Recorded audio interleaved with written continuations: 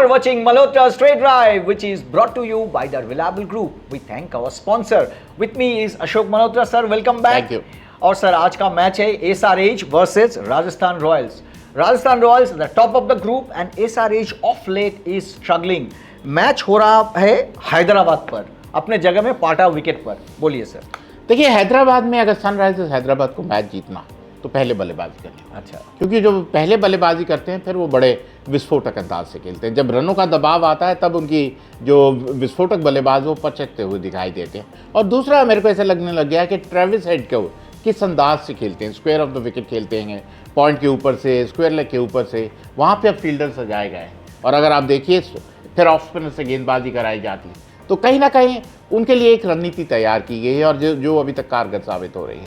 लेकिन एक बात तय है कि अगर पहले 6 ओवर वो चल निकलते हैं फिर कुछ भी हो सकता है. कि वो ऐसी टीम है कि विस्फोटक टीम है और फिर अपने गढ़ में खेल रही है. लेकिन एक बात तय है कि राजस्थान रॉयल्स का इस समय कोई सा नहीं. सर ये राजस्थान रॉयल्स तो बहुत स्टेडी खेल रहे हैं. SRH के बारे में बोलते हैं कि ये पाकिस्तान जैसा टीम है, जैसे चलेगा तो एकदम चलेगा. लेकिन आप अगर उल्टा दिख में देखें, ऐसे ऐसे आप बोल रहे थे पावर हाउसेस बैटिंग हिटिंग है, उधर में Trent Boult very cunning bowler, और स्पिन में हमारा अश्विन, यजुवेंद्र चहल. तो ये लग रहा है कि टक्कर बहुत बड़ा होगा. बिल्कुल. और अगर शुरुआती झटके दे देते हैं ट्रेंट बोल्ट तो फिर वहाँ से वापसी की उम्मीद नहीं. क्योंकि शुरुआती झटके आप सनराइजर्स हैदराबाद को दे दिए क्योंकि मार्करम का बल्ला नहीं बोल रहा. और जब इस तरह का दबाव आता है तो क्लासन भी उस तरह खुलकर बल्लेबाजी नहीं कर पाते, उन पर भी दबाव आता.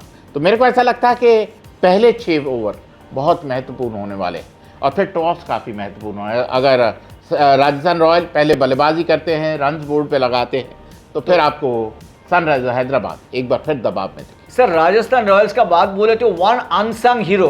सब बोलते हैं इसका बॉल पहुंचते नहीं, और वो बंदा मेरे साथ भी एक समय ट्रेनिंग में थे, संदीप शर्मा, हम लोग सैंडी बोलते थे. क्या बॉल डालते हैं सर, क्या इकोनॉमी रेट है उसका? देखिए, उनका economy rate is at par with Bumrah, जो हैरानी वाली बात है. हाँ. क्योंकि उनके पास चुनाव गति है लेकिन उनकी जो दशा, उनकी दिशा है वो बहुत ज़बरदस्त है. और उनको पता है अपनी लिमिटेशन, उनको अंदाज़ा.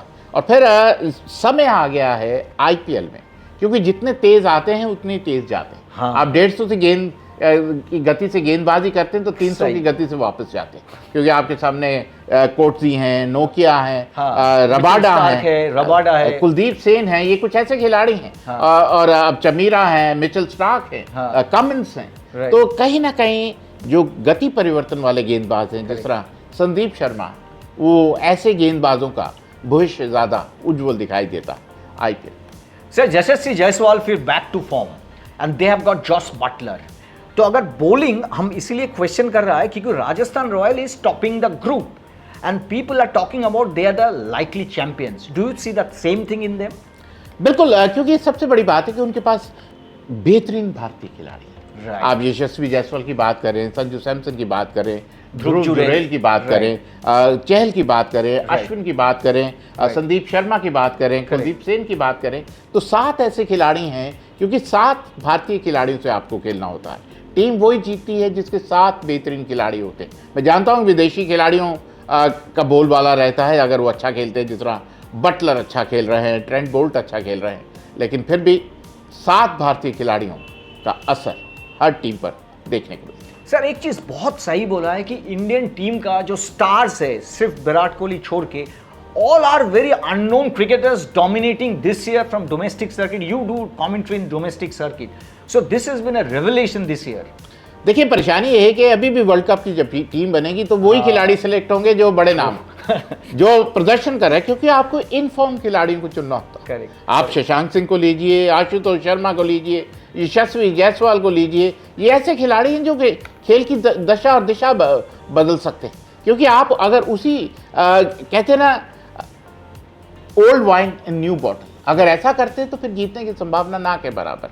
क्योंकि ये युवाओं का खेल है. जो T20 क्रिकेट है युवाओं का खेल है. फियरलेस क्रिकेट खेलने का खेल है. बल्ला बॉल पे भारी पड़ता. तो कहीं ना कहीं ऐसे खिलाड़ियों की जरूरत जो आते ही ताबड़तोड़ बल्लेबाजी कर पाए. तो sir in that regard I think Rajasthan Royal, as you said correctly, more Indian home cricketers, whereas Sunrisers has got all the foreigners, as you said, that Klaasen, the Markram, Travis said. So in that regard, this match I think the scale is well and truly heavily loaded in favor of Rajasthan Royals. बिल्कुल देखिए रियान पराग बहुत अच्छी बल्लेबाजी कर रहे हैं, संजू सैमसन बहुत बल्लेबाजी कर रहे हैं, यशस्वी जायसवाल का बल्ला बोलना शुरू हो गया, ध्रुव जुरेल का बल्ला बटलर का 200 है, बटलर का बटलर तो उनका कहते हैं ना फिक्स डिपॉजिट है। अच्छा, वो आता है रन बना के निकल जाता है चुपचाप, लेकिन एक बात तय है कि उनके इर्द गिर्द जब ये भारतीय खिलाड़ी खेलते हैं तो टीम को बड़ी मजबूती मिलती है। और जो सबसे अहम बात राजस्थान रॉयल के लिए कि इस बार Sanju Samson is very very consistent. Okay, so as sir said, the most consistent side is Rajasthan Royals, and all likelihood they are going to win. But this IPL is full of upsets, sir.